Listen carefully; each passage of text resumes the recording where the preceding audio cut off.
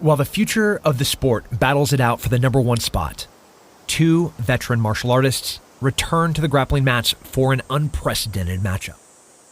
The #1 welterweight contender has been coming to Fight Sports Miami for a long time, but today he comes to prepare for his first pure grappling match in years. So I'm here, push, he pushes in, and as he's pushing, I'm coming back. For Gilbert Burns, preparing himself against a name like Rafael Lovato Jr. was too good of an opportunity to pass up. It's rare that two legends in both MMA and grappling compete against each other on such a big stage. Now commonly known as a world-renowned mixed martial artist, Gilbert has never forgotten his jiu-jitsu roots. Just for you to wake up. Just for you to wake up. That's why this one feels bigger than just another match.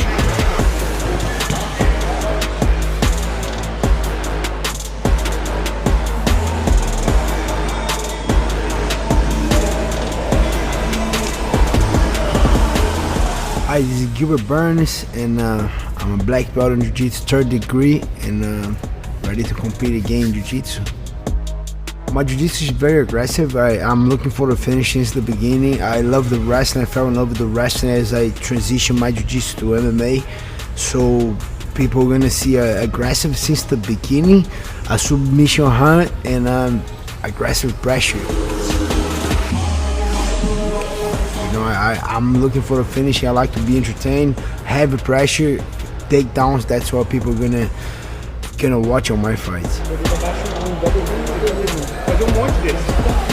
I have a good relationship with Cyborg Gabriel and Wagner Rocha. Those are the two guys that I like to test myself. They both very, very tough and very good human beings. Sure, good guys.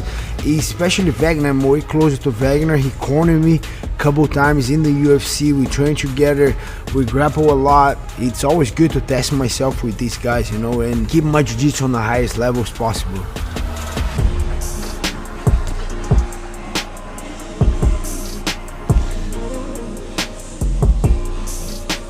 We train pretty often, at least 2 or 3 times a week. I've been helping him for the last couple of years with his jiu-jitsu to MMA transition, and you know, we're just sharpening the blade. You know, he's well-rounded in everything, and just wrapping his brain around what he needs to do for his up-and-coming MMA fight and his up-and-coming match with Lovato. I'm fighting a legend of jiu-jitsu, Rafael Lovato. I know how good he is, and I watched his transition to MMA. And then he became a Bellator world champion on the middleweight. He beat Lusasi, a guy that is a beast. It's always good to fight those legends, you know. I think it's a win-win. For sure I want to win. I'm going to give my best to win. But at the end of the day, even if it doesn't go my way, I know I'm going to learn so much. And the guy is a very respectful guy and a legend of the sport. So I'm looking forward to this match. Gilbert is so disciplined with his work, and he's able to maintain his level of grappling at the highest level while still fighting MMA at the highest level. So he's definitely a special breed. You know, there's not a lot of guys out there that are able to do both, you know, to be competitive in grappling and competitive in MMA. He needs to keep his grappling game at the highest level to be successful in MMA, because he knows at the end of the day, whatever happens in the cage, he's always going to resort back to his jiu-jitsu. Bloco de árvore aqui, eu falei, tá, não vou entrar. Até entrei uma pra ver, eu falei, eu tenho que andar. E tem mais aqui, ó. Só isso, ó, aí é foda já. Você que tá ligado. Os 3 igual aí.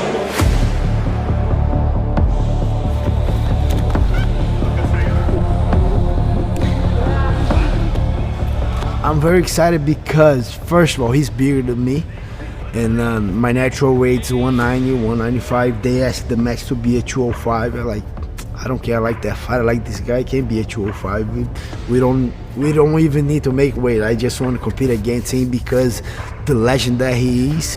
I'll test myself against, first of all, an amazing human being, a true martial artist, and the guys that do it all. Did gi, did no gi, and did MMA as I'm doing. So I'm excited to test myself against a high level guy.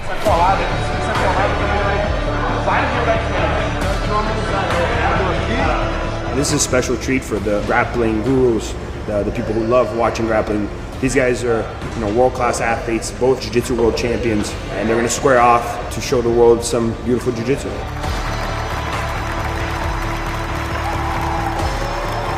They're both finishers, both aggressive, both forward fighters. This is definitely a treat to anyone who enjoys grappling and watches MMA as well.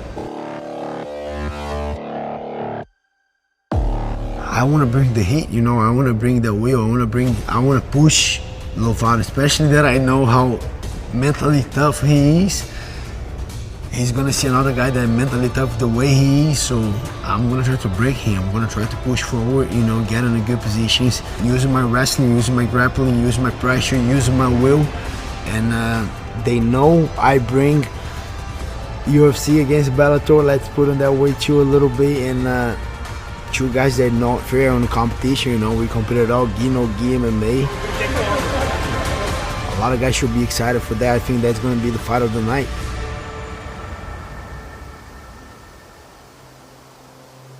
Growing up on the plains of Oklahoma, Rafael Lovato Jr. has made his career on becoming a well-rounded martial artist. One of the most well-respected names in the game, Lovato's career has been nothing short of brilliant. From Jeet Kune Do to Brazilian Jiu-Jitsu, Lovato reached the peak of any martial artist's dream when he captured the Bellator middleweight title to become the undisputed world champion. But little did he know that on the greatest night of his life, it would all be taken from him. His professional career would be put on pause. My name is Rafael Lovato Jr. I'm a 4th degree black belt. I represent Lovato Jiu-Jitsu, and been doing this for quite a long time now. I like to kind of promote timeless jiu-jitsu. That's something that has really come to me since making the transition back to the gi and back to a jiu-jitsu focus. Start to come up onto my knee. These days I'm not competing for titles or, to prove anything. It's still just the challenge and really for the pure love of it, to keep learning, to keep growing, keep evolving. And for me, that's what timeless jiu-jitsu is all about.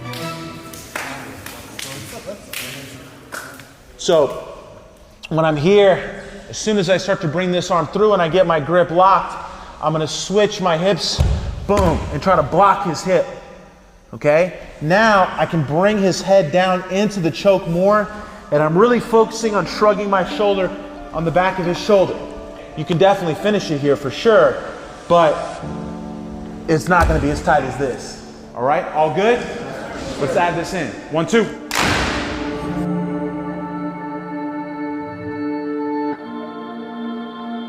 In MMA, I did definitely feel like I represented jiu-jitsu. At the same time, I didn't put myself in that cage as a jiu-jitsu guy. For me, it was all about being a martial artist.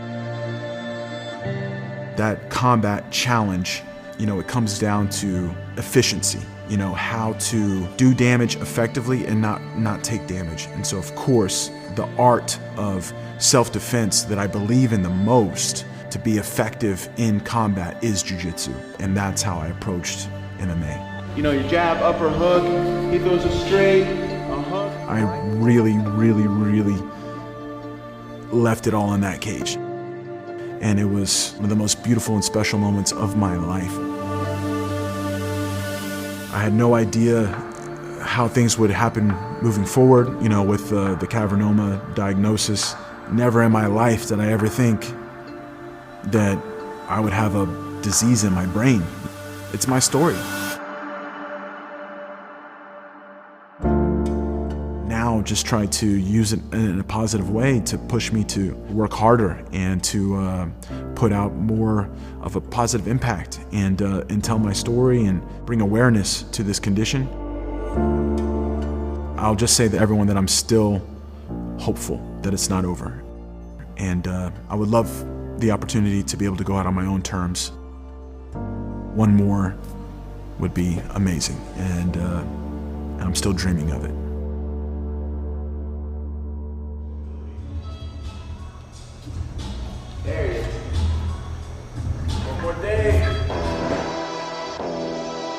While the diagnosis would slow most people down, Rafael Lovato Jr. isn't like most people. Despite having his MMA career sidelined, Lovato remains focused on improving and looking for the next big challenge.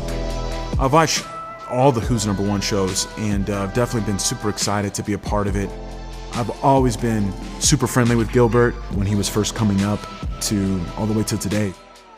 He's a true martial artist. He embodies every element of it, and he's one of the few people that has a very similar resume to mine. He's definitely solidified himself as a legend and one of the greats. My respect and admiration for him grew even more as he did MMA, especially knowing what it's like to do MMA and how hard it is. He's just a warrior, you know, and I'm definitely very excited for this challenge, and I think it's going to be really exciting, really interesting for the fans.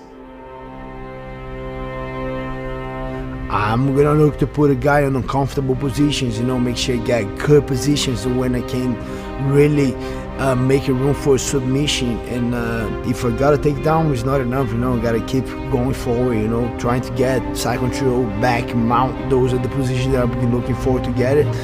And it's not gonna be easy, but I'm looking forward to this one. It's sub only. I'm not gonna stay standing forever if the wrestling's not working.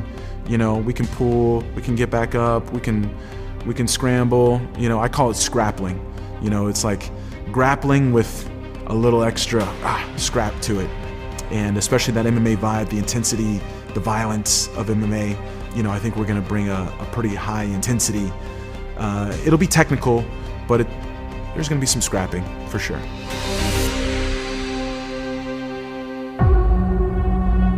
This is a special occasion, you know, it's not every day where you get a match like this. And then you throw in the fact that he's in UFC and I'm from Bellator. It definitely gives it that little bit of extra intrigue, and I'm all for it. Coming, Who's Number One, April 30 on FloGrappling, tune in. We're gonna get going, it's gonna be a fire one, I cannot wait. On April 30th, the lights will come down on the Who's Number One stage. And once again, it features the world's best grapplers, all vying for a chance to be considered the undisputed number one.